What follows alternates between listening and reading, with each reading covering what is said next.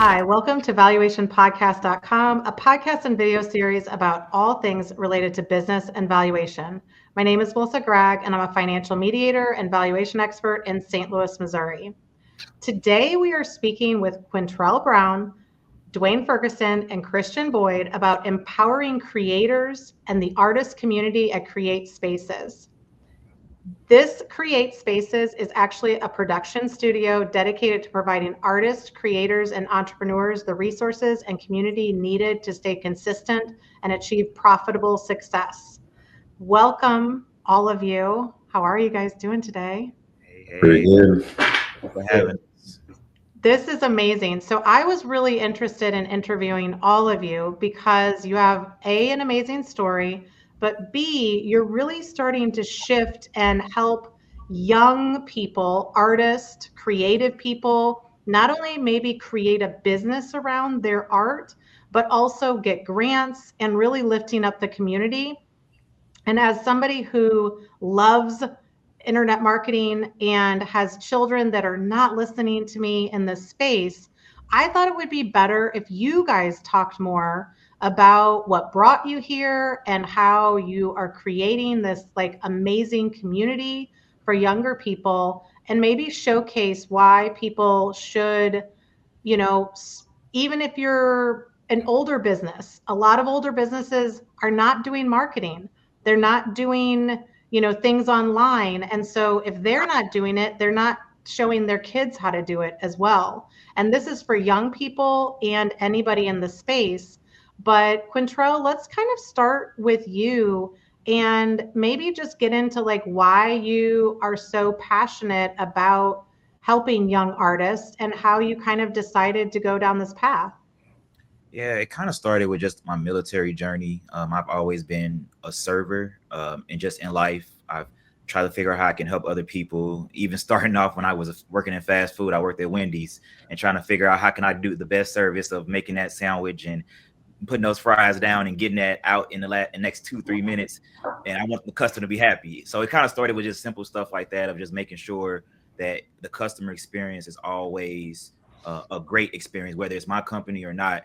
I feel like leaving a great experience for anybody you work with or that's a customer, it was very important. And then I went into the military, so I started serving in a different way, just more so serving the country, doing my job as best I could to make sure I had the best outcome.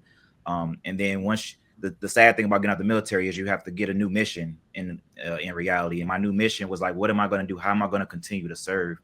So that's really what brought me back to maybe St. Louis. Everyone says that they're not supporting each other. They're not doing these. They don't know how to help people uplift each other and elevate each other. And I'm like, maybe I need to go back home and maybe I need to serve my community. Now that I have the resources, I've learned things. I'm in a whole new mindset of what I was before I went to the military. Now it's probably time to bring that back to my hometown. And I'm a creative at heart. I'm a filmmaker. I went to film school. So it kind of made sense for me to start doing everything in the creative world. And now everyone call me Unc, or like I'm an old guy, and now so everybody kind of look at me as older, and I'm like, okay, this is a time to mentor the new generation and really help them come into and learn the things that I didn't even have the knowledge of when I was younger. So that's why I kind of teamed up with Chris and Dwayne here to kind of make that happen, and all of us have a serving spirit, so it kind of made sense for us to do this. Awesome. Maybe Dwayne, what's some of your backstory? Yeah, didn't do the military at all, so I don't have that background, and I'm not initially from St. Louis either. I'm originally from the Bahamas, so my background really started in sports. I was an athlete, and I think that's where my discipline came from. I was a national athlete. I ran for the Bahamas and traveled internationally doing that for a while, and that's how I ended up in St. Louis. I ended up getting a scholarship to go to school out here, and when I went to school, I had no clue what I was going to do, and I just had to kind of dig deep to figure out, kind of like what Quintrel said, like, what it is that he's going to, what's his impact going to be. And I've always been a creator at heart as well. Like from I was a kid, I always remember like, playing music and getting into the arts, and it just didn't seem, it was just something that wasn't always supported by like, you know, adults or like older folks. They were just like, oh, you got to get a job, you can't do that. And you know, when I went to college, I realized that, you know, that I have an opportunity to actually make something out of that. So I decided to go with communications and digital cinema arts degree. And when I got out of school, I was just kind of fishing around, doing little odd jobs here and there, trying to find my balance. And I started a production company on my own where I was working, and that's how I kind of ended up working with Quintrel. And then from there, you know, we realized that a lot of the artists, creatives, and the individuals that we were working with, customer wise, you know, that was part of their struggle. They didn't have any structure. They didn't know how to monetize what they were doing. They didn't have the tools or the resources. Everything was an excuse of, you know, how expensive everything was, or, you know, they don't know how to get started. So, you know, that was kind of the birth of this community that we started with Kre8 Spaces, where we created a place where people could come and get those resources, get those amenities and the community and support that they needed, that they were saying that they didn't have. Yeah, And and I'll even add, yeah. yeah, I'll even add to that of just it turned into what it is now. Originally, when we first opened the Kre8 place, it was supposed to be just kind of a DIY space where we give you the tools and resources you need, and you come in here and do everything you need to do. But what we learned is people just don't know what to do once they get in there. They're like, okay, well, now what? I have the resources, but what do I do now? So it came more of a, we have to guide them. I mean, we don't want to hold their hand literally, but we need to let them know like it's more ways to do things. There's grants out here, it's other things you can do versus you thinking like social media, you're gonna just take off and be a YouTube star overnight. So we had to learn and turn into this over time. So it's became a beautiful thing, but it definitely took all 3 or 4 years to get to the point where we're at now. Yeah. My turn now. Sorry. Yeah. So I'm originally from St. Louis as well. And you may not tell based on the first few minutes, but I'm actually a big clown. So I got in a lot of trouble at school for being too goofy sometimes. So being a creative actually saved me from getting suspended a lot of times, because I worked out a deal with the principals at my high school after a while, where if I made positive parody videos, like don't sag, don't be late to school, things of that nature were the topics, I would just remix whatever popular songs were out. And then me and some other delinquents would make some music videos after school, and they'd play them all over the high school the next week or whatever.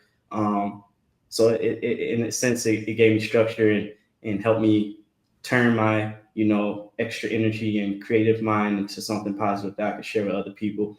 But I realized I was fortunate in the fact that I've always been an entrepreneur and try to bankroll my own stuff. And, you know, I sell candy bars if I had to pay for my craft, but a lot of my friends didn't have that opportunity. And I saw people where I knew they had the creative mind and they had the, you know, I mean, they just didn't have the backing to be able to get those resources. So that's why we started as a resource first, to be able to provide people, you know, cameras and backdrops and studio equipment without them having to front it. Because that's a big deterrent, where you see the price tag when you go into Guitar Center and Best Buy and you say, oh, this is hundreds or thousands of dollars to start this, then you automatically, you know, get kind of disappointed and shy away from it. So I feel like we were able to provide that resource. And so I'm glad we were able to start that way. And then after I left St. Louis, I went to the military as well. I was an officer, so I outranked Quintrel, so I've always been more important.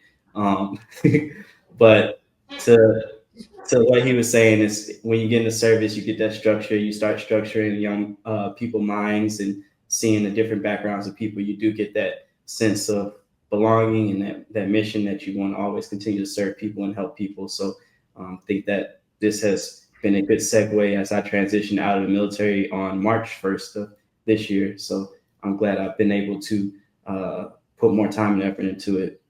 Even though I'm here in Dallas right now, I'm not at the space. I'm able to put more time into it. Well, and one of the things that one of you said was about strategies. And the reality is, you know, my experience as an entrepreneur means that, okay, let's say you have the money to get some of the equipment, but you don't know what to talk about. You don't know how to position yourself. And, you know, a lot of it isn't just, okay, start the video and then create a viral video. And I'm, like we've had people that we've worked with that have a viral video, and guess what? They didn't have anything else built.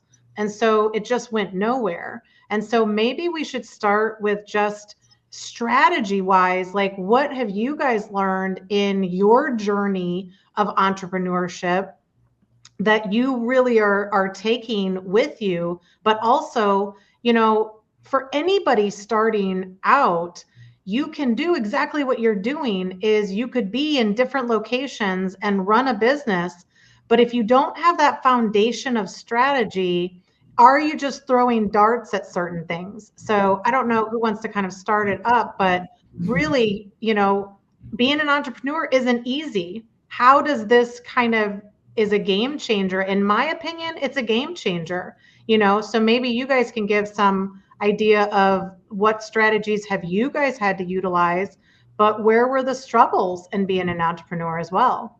Yeah, I would say two big things that people should think about before they even start doing things, and that's figure out what's your end goal. Where do you want to be? Where do you see yourself being? What is it just you just want to do this because you're having a good time? Is this a hobby? Do you want to be a millionaire? Do you want to win Grammys? What do you want to do? And then work your way backwards of what is the 3-month goal? What is the 6-month goal? What is the things I have to do right now to become consistent and disciplined? And I think a lot of people miss that. They just get fascinated with the idea of things and not really sit down and figure out the smaller things to get there. And then another thing that I think people don't think about is who you surround yourself around just every day is big. If you're surrounding yourself around people who's not motivated, who eats unhealthy, who plays the game all day, how are you growing if you're not around anybody that's going to help you grow? So sometimes the people that surround you are the people that you're going to end up being like. So if you don't change your environment, that's already messing you up. And that's why we created a community to where if you stay in our community, if you come to our community, you're going to meet people that think just like you. And you're going to be like, hey, I can grow with you, or we can grow together. We can collab on something. And you can get so much further when you have a team or a community behind you that believe in you and that's pushing you every day to see like, where are you at? How can we hold you accountable to keep going? Yeah, I'll say for me, definitely, like when I was starting out, the strategy that I had to use was, you have to make a decision. You have to pick something. You can't do everything. You can't try to be doing 4 and 5 different things at once, because then you'll never have enough focus to be able to have the depth and the breadth to be good at anything, And for a while, I struggled with that because I did multiple things. I'm very multifaceted, but what I realized along the way was like you have to niche down. You have to find that thing that's specific, and then that's the way that you'll be able to put enough volume into it to be able to see some sort of real result. Otherwise, you're just chasing after thrills for every single thing. And there's a strategy that I learned recently. I don't know, they probably gonna laugh at me, but it's called uninformed optimism. And this is like a new thing that I'm sharing with all of the creatives now, which is like there's a path in life when you find something new and it seems like, oh, this person does this, I could do that too. And it seems so easy, like, oh, I'm better than this person, I could probably be better than them at doing that. And and they get started doing it, and it's uninformed optimism. So they're excited and they're going.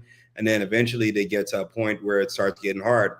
And that point is called informed pessimism. When you get to that point where you're like, okay, well, maybe this isn't as easy as I thought it was. Or, maybe I don't know if this is what I want to do. And then, further along the way, sometimes what happens is people get into a point called the valley of despair, where they're like, okay, they're discouraged. The things that they've been trying haven't been working.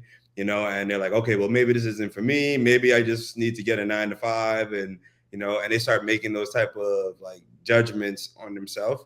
But what they have to realize is, it's not going to be easy. They didn't expect it to be easy. And that's what hard is like sometimes. And on the other side of that is success, but they just have to continue to put in the volume, continue to learn, continue to make the changes.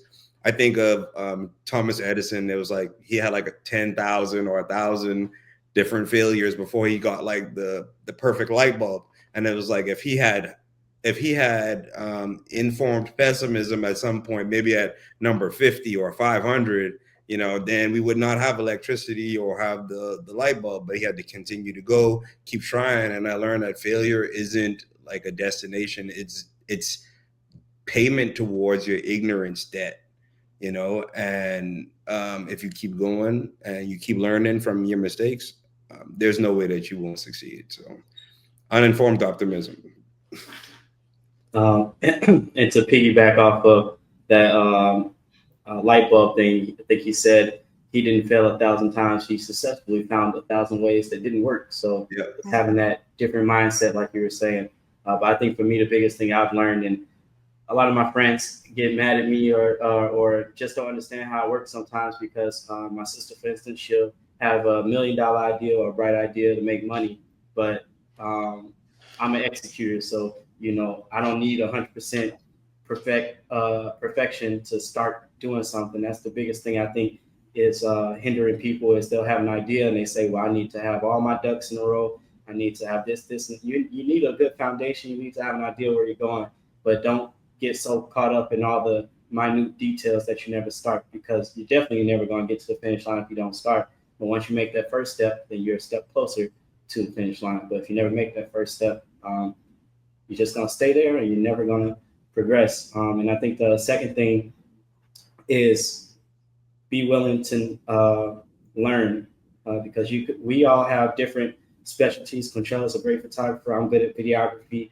Dwayne's good at music. But we've been learning each other's niches, and we've been sharing audiobooks and literature with each other, and always increasing. But if we walked into this saying, oh, it's nothing you could tell me about videography, I already know everything, then we're limiting ourselves. We're limiting what offerings we can offer other people, and, you know, staying in that small shell. And then the last thing I would say is make sure as an entrepreneur that whatever you're trying to sell, whatever service or product, you have to have a strong why behind it. Similar to what Quintrel was saying, you have to know exactly why you're getting into something and be able to overtly demonstrate that, not necessarily by a blanket statement that you showcase or say every time you talk to somebody about your business, but it needs to kind of be an aura that radiates off of you. So when people think about Kre8 Spaces, sorry, apparently it's allergies in Dallas, but when people think about Kre8 Spaces, you know, hopefully they associate us with trying to be a community, a hub for artists, a resource, not just an event space. Hopefully event space is tied in there, but they see us as a resource, a hub, a community first. And, you know, all the other stuff is like secondary. Well, and I think that, you know, part of this, you guys have said so many great things, but part of it is, you know, in the business valuation. So I value businesses. And the reality is the businesses that are really making more money are doing things different, right? They're not doing things how they've done in the past. And if you really look at creatives is always something different, right? You're doing whatever it is in your space, and you're making some changes so that you might be one of a kind. There might be nothing like you out there. And so when you niche into something that's very specific, when you do these new things, your family may not be supportive. Your friends may not be supportive. And you have to find a way to pave this path for yourself. And if you don't surround yourself with people, you know, like I read something today that was like, don't quit before the turn, you know, so you're doing all these things and it's right around the bend. And if you just keep on going and keep on going, I mean, they say you need 10,000 hours of something to become an expert. And so putting in the time as a young person, I think is really imperative, and all the things that you've said. But when it comes down to it, great, I have that $1 million idea. You know, like no one's supporting me, but I'm still willing to do it. When it comes down to it, they do get stopped because it's like, okay, do I need a camera?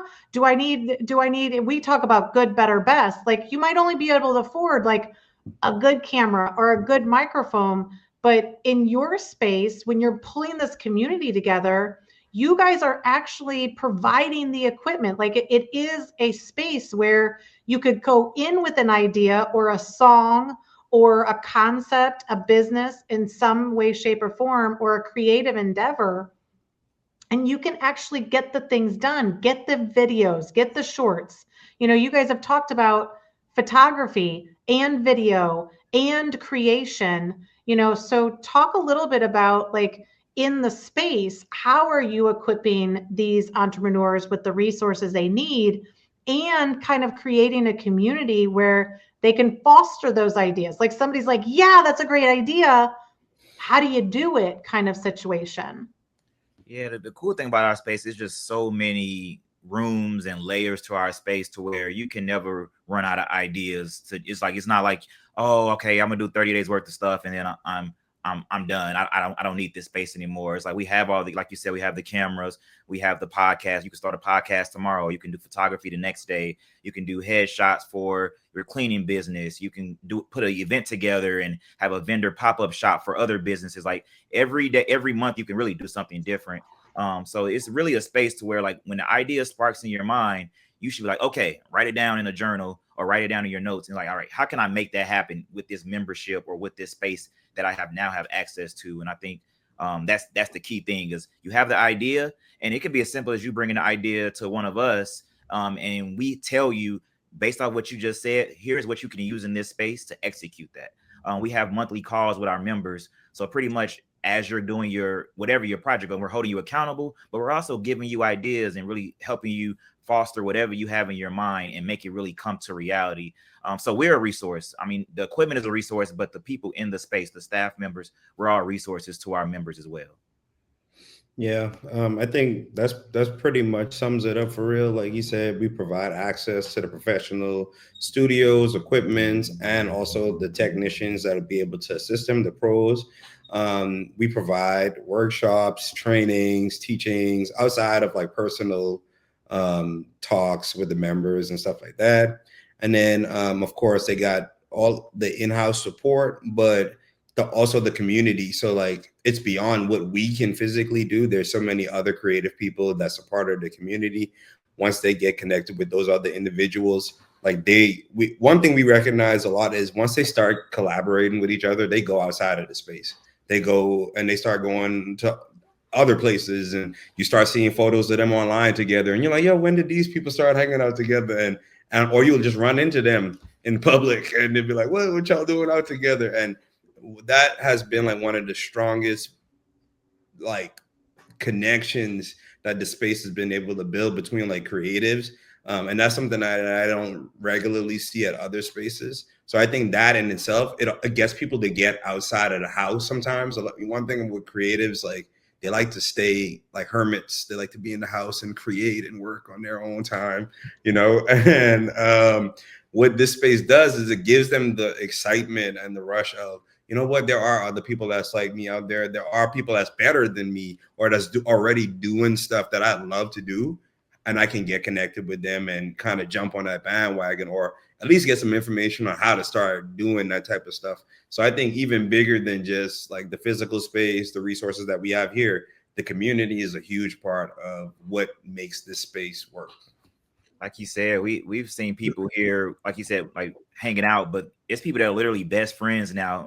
They met in our space and they are best friends. Like they talk every day, they hang out every day, they travel together. And this is like we've started this business 3 years ago. So these friends are, less than 3 years old, but they found somebody to connect with quickly. And it was a no-brainer for them to do things outside. So sometimes that in itself is a resource that you can't buy. Yeah, put a price on that. Yeah, you can be done with your membership, but then people are going to be with you forever. So that's something we really appreciate and like, Especially since we've known each other for years and we barely like each other. No, I'm just kidding. But to your point, Melissa, the equipment, good, better, best. Like a lot of people also have that false idea that you need like the latest and greatest technology to be a creative, and you need the newest Sony camera. We have that kind of stuff. We have 4K cameras, we have red cameras, we have backdrops and studio equipment and stuff. But this day and age, anybody can pick up an iPhone. Don't pick up an Android. but you can pick up an iPhone and make a great reel, and it could go viral as long as your why, your brand is consistent. You know, it can go viral, and then you're just consistent with that formula or whatever message you're getting across. And that's why I think I agree with Quintrel and Dwayne that having that community and building those relations and helping develop those stronger ties is the most valuable part of our space, not necessarily the technology aspect, which we have, but just building those bonds to create your value better that way. Well, and it's more motivation, you know, like you also, I mean, I know from having a busy household, like it's not easy to have quiet time. It's not easy to shoot if I need to shoot for an hour or shoot for 20 minutes or something, it's not always easy in that environment. And if you're, you know, a younger person trying to get out and do things, you can't find the space. The other thing is that, you know, most companies need like an intro video, right? But you can only create like people only want to watch your story one time, and then you have to continue. And right now in social media or in any of the platforms, you know, things have changed even over the 12 years that I've been doing stuff. Like now everything is shorts and reels and hooks and, you know, concepts and consistency. Like, no, you can't create 30 videos and think you're going to kill it. Like you need to be posting out, you know, we post once a day on 7 to 10 platforms. And like, of course, some of my people are like, it's a little overkill, but is it? You know, and so in that capacity, you know, what are some important aspects of to successfully market a business? Like, what if I create pottery? You know, what if I'm an athlete and I want, you know, I talk to my kids like, get known now before you're, you know, really amazing, because you can capitalize off it. Like you don't need to be a top hit winning artist. You need to find a core of people that like what you do and are continuously paying you for it. But what do you guys think are really important aspects when you're coming to showcase yourself or your business? Yeah, the biggest thing is consistency. I think we've been doing this for 3-4 years, and we post at least 2 to 3 posts a day, telling our story. And it can be from different angles. You know, one can be, oh, let's talk about a promo we have going on. Another can showcase the space. Another one can talk about why we do what we do. But you're hitting it from every angle, so they're getting something new, something different. But being consistent so they don't forget about you is always the most important part. And I would say the second part will really be transparent and genuine. They want to see transparency. They don't want to see you fluff anything up and make it pretty. They want to see, like, if things are rough for me, I want to see how is it rough for you, or tell your story or be genuine. And I think we do that pretty well on our page of really being transparent. If something didn't go great, we're going to talk about that. If something went perfect, we're going to talk about that. If we had a great day we talk about everything. So I think sometimes being transparent and telling your story, talk about us being military vets, sharing our why, all that stuff matters. And sometimes that's how people connect to you. And once they connect to you, they're stuck with you for life. So I think that's really important, is to tell your story and be consistent. Yeah, and on with the consistency, also making sure that the message stays consistent as well. You know, we could post every day, but if our messages aren't consistent, then people can't follow what we're saying. And that's like one of the main things that we've been like working on as a business, making sure that our mission, our message, and, you know, all of the content that we post is related to that, so people know that every time they see something, it's related to the message, the mission, you know. And I think that's been big for us, because like you mentioned before, initially that wasn't like the goal with like community and all of the other stuff. But once we realized that was like what lifted us up, we had to change, like, okay, what are we really trying to do? Who are we really targeting? Are we just trying to sell this, or are we trying to reach these individuals? Okay, like now let's market to them and make sure we target in the specific audience. And then my point would be, I love Zig Ziglar. I talk about him a lot. But he always said, You can get anything you want in life by helping enough other people get what they want in life. So I think the biggest thing with marketing is understanding your target audience so that you can understand what those pain points that they have are. Because if you're not addressing pain points, if you're not, people don't buy products and services, they buy solutions to their problems. So if we are not if we're not fixing anything, then we're really pointless. So I think that by demonstrating that our resources and our community help creatives in these issues, and we know their pain points because we've had those pain points as creatives ourselves. I think that's what really makes us stand out as a business, being that we are coming from the people experiencing the problem to going to provide the solution. Yeah, absolutely. And I think that you said it very succinctly. Authenticity is how people are connecting. And an interesting thing, like even on TikTok, videos will go viral because like something is off in the background, like the cabinets are open, or, a dog runs through, or something happens that makes it seem more real. It's almost like reality TV on steroids. And I think that that's where things are moving. Like people don't want a Monet. They want something that's a unique artist that created something that they connect with and things like that. And what I found, like I testify in court. So people need to figure out how I talk about boring things, how I make it simple. And for me, creating video was an easy way. Like if everybody had a stagnant website and you came to mine and you could hear me talk, or I could talk about complicated financial things, I would win because I'm comparing against like these still photos of people and I don't know what they even sound like. And so in a lot of aspects, I think you also need to sell.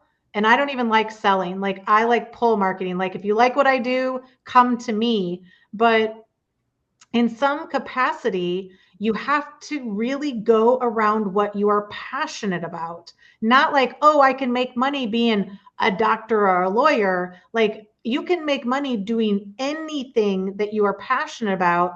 And this kind of brings me to something that you guys are doing. Like, how do you feel? Because you guys are coming into the arts, right? This is not a space that people would say has the money, right? You're banking on the future. You're literally just pouring in to the future of the world. How do you feel specifically supporting the arts is over, like kind of positively impacting the economy and doing what you intend to, which is kind of give back or give forward in some capacity?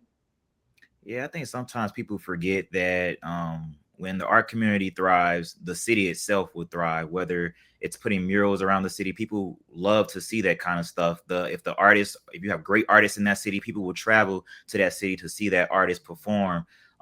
People won't leave the city if they have a lot of talent that they can go see on a regular basis. And I think we forget that we all have a 9-to-5 job, but we like to have a good time. We like to be sociable and see cool things. And that means the creative community have to be there, have to be prevalent, and have to be something we support. So I think that's a really big deal. And I think we don't think about, if you support the arts, everything else in turn will thrive and with that. So Yeah, I think the arts gets like boxed into like this specific set of like disciplines, but I think most people don't realize that the arts go beyond just like painting, music, things like that. Like even like tech, like inventors, people like that, they're all creatives, and the whole basis of everything that we do is based on creativity. The chair we're sitting in was created by somebody. The house that we live in was drawn up as a design by somebody who's an artist. There's a different level of being an artist, but it's like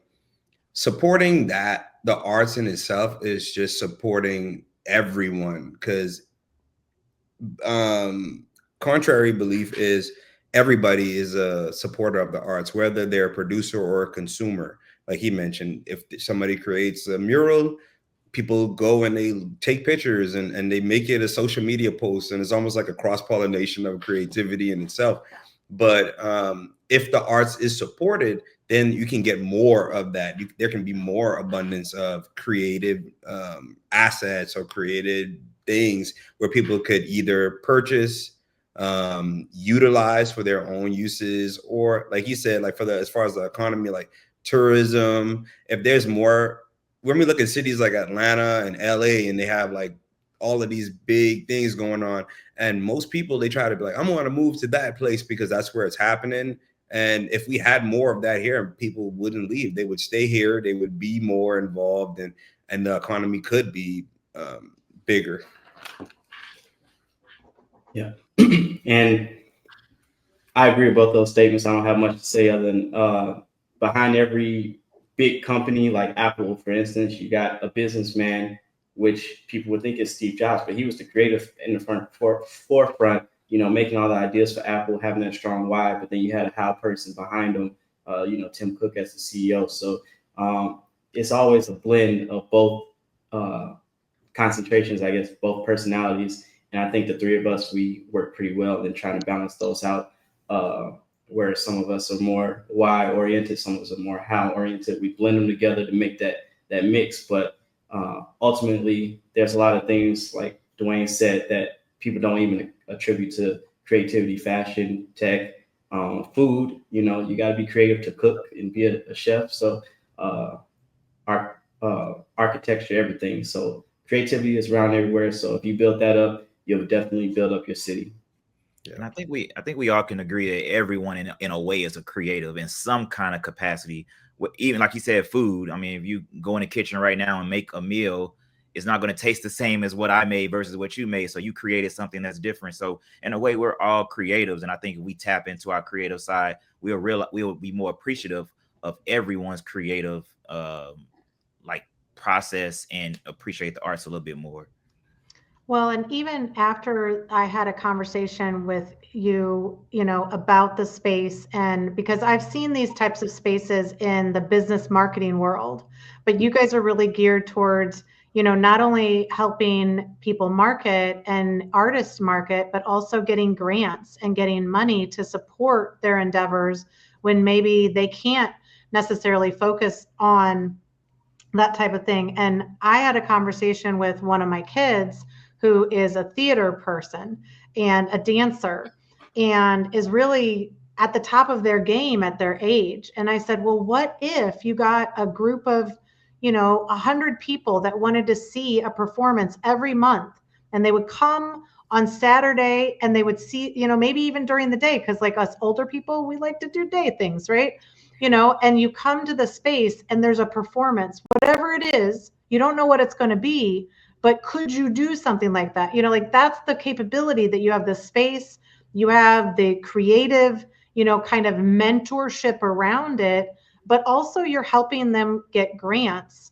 And I think that we are all creators. Like even traditional business people need to start looking at themselves that they will go under, they will disappear unless they start to embrace some of the social media, some of the create. And social media doesn't necessarily matter. Like you got to create the content that you're putting out on any of the socials. So I think that this would be a great time for you guys to just give maybe a little bit more about how I'm going to show how people can reach out to you. But like you guys can not only work with people in St. Louis, but you guys can work with people like geographically in other places. It's really the full service kind of package of support and resources and these grants, right? Like, what am I missing? What else do you think that not only about your story, but about the space that I think really people should know about? Yeah, I know you mentioned the grants. We actually have a portal on our page to kind of bring all the grants in kind of one space. We're real big in streams of income and really learning that, you know, you don't have to put all your eggs in one basket. I'm a firm believer in having multiple streams of income. I deal with a little bit of real estate. I have a full-time job. It's other stuff that we all on this call we do. So when I talk to creatives, I don't want them to get in their mindset, I'm going to be a music artist, I'm going to blow up. And okay, well, what else are you going to do? How else are you going to make sure you're making money? Are you going to monetize yourself on YouTube? Are you going to make shorts? Are you going to do a podcast? You know, it's so many other ways you can do things. It can still be the music is the main goal, but you can still do other things that kind of don't, you know, remove that mindset of just having everything in one place. So I'm real big on that, and that's when we decided to do, okay, let's start educating people on grants. Let's have workshops here at the space to make sure they know how to do a grant, because I know grants are hard, you know, walking through the process. But once you do one, you know, you kind of shoe in and kind of figure it out how to do others. So we're real big on putting those out there for people to learn that. Yeah, I would say to that too, you know, in order to be able to monetize effectively, you have to be in a monetizational position. So what we encourage people to do is make sure to get their LLC started. If you're going to be an artist, if you're going to be a creative, you know, that's something that we always encourage anybody that walks through our doors, because that's the quickest way to get yourself some free money, and or get some of those tax cuts on some of the expenses that they'll be raking up, kind of like the membership and other things that they would be paying for. And that way they'll be eligible for those grants. They'll be eligible for those other opportunities, or even forgivable loans, or even loans as a creative or artist, because they have loans now for artists to pay for, you know, getting started, doing projects, things like that. So we always try to get them in that position first.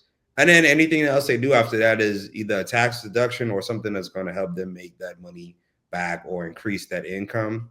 And I like what he said, you know, they got to find a different ways to monetize. We don't want them to be all over the place, but we want them to like really be strategic and kind of cut off all of the unnecessary things that they would be doing that would just take up time and cost them more money rather than make them that money back. And outside of like making money, we're real big on you protecting yourself with trademarks and learning the resources. Like they have free lawyers here in St. Louis that help all artists out with whatever, with trademarking, copyright. So giving the artists the resources to protect themselves is big. But they also have subsidized housing for artists, where you can live somewhere based off your income. If you're only making $100 a month from you being a singer, it's homes here in St. Louis where you can live in those homes based off the income you bring in. So sometimes people don't even know about stuff like that. And it kind of makes life a little easier when you know you have a place that works with you based off of your passion. So that's other things that we like to educate people on as well. And lastly, I guess we are also developing some more online resources aside from just the grants. I've been working to put up some master classes online. They take a little bit to develop, but that would be something where people can go, and if they have some questions about how to operate the new technology and apps as they come out, you know, we're going to be dropping things of that nature. And our planners, guidebooks, you know, our newsletter we dropped yesterday, I sent out a guidebook on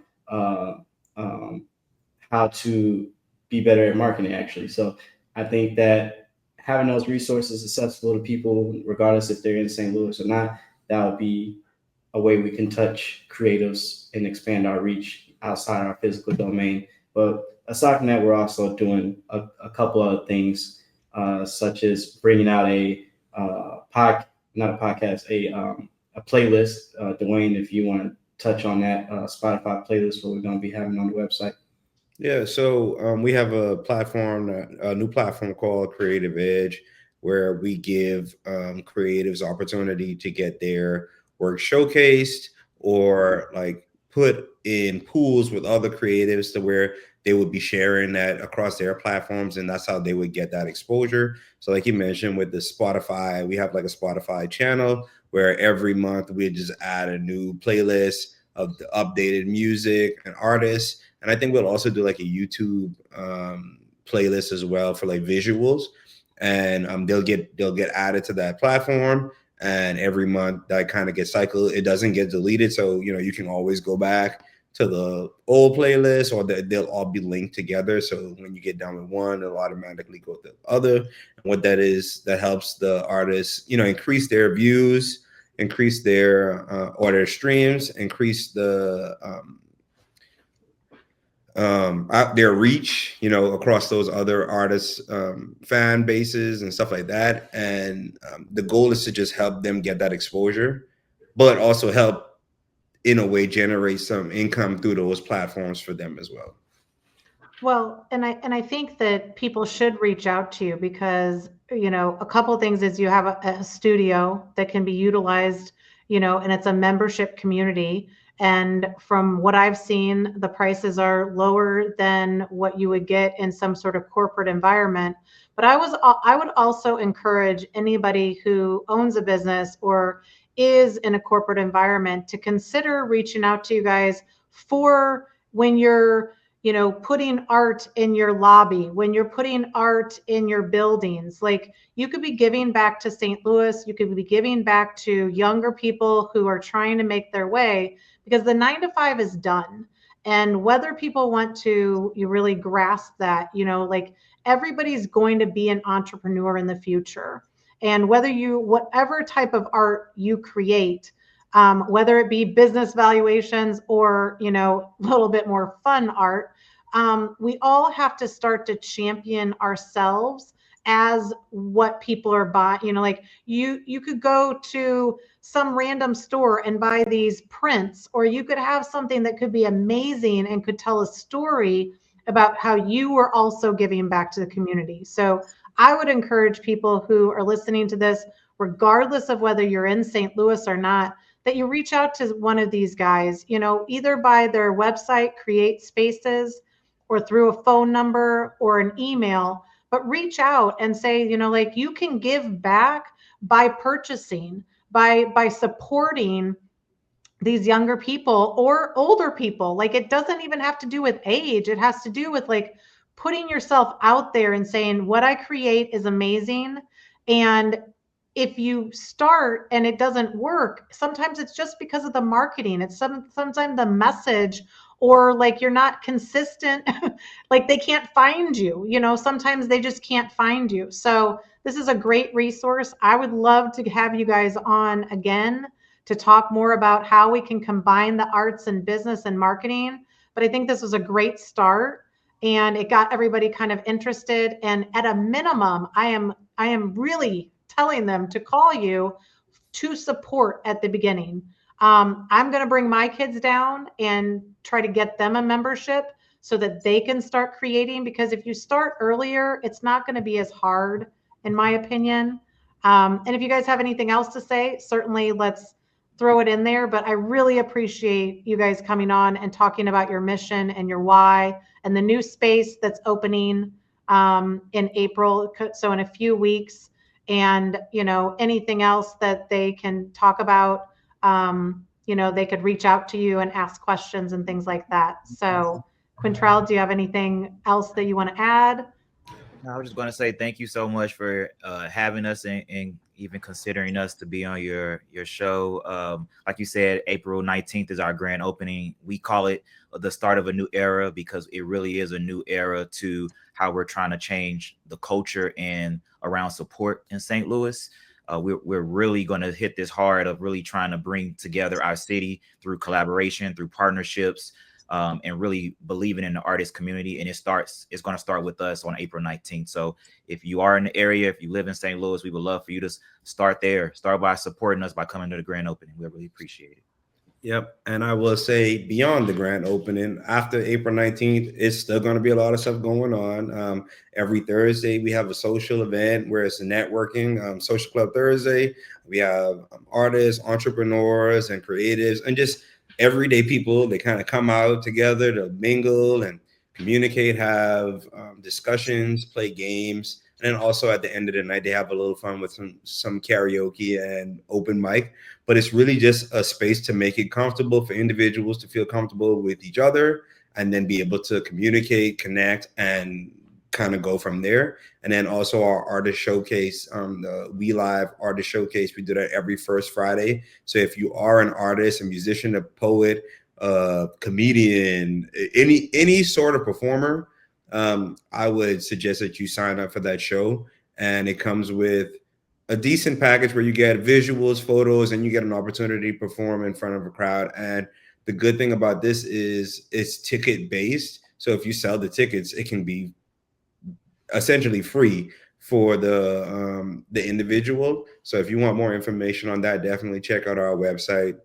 That's on the screen, Kre8Spaces.com, and you can sign up. I think those signups open today. for the We Live. So, yeah. And I would just add briefly that I know a lot of people, they look at us and like, oh, this is a young crowd. The oldest person we have that come to our social or any kind of event we have is 65, and it goes all the way down to 18. And that's the beauty about our community, is we're really bridging the gap between ages, where it doesn't really matter about age. It's really about, do you think like I think? Are you a lover of the arts? Do you support your community? Do you love St. Louis? Okay, well, we have a lot in common. Let's talk. So I really wanted to put that out there, that it's not an age limit. Please come out and you will be welcome no matter what your age is. Well, I like spoken word, and I feel like I'm also a poet. So like maybe I need to put myself out there, but that seems terrifying.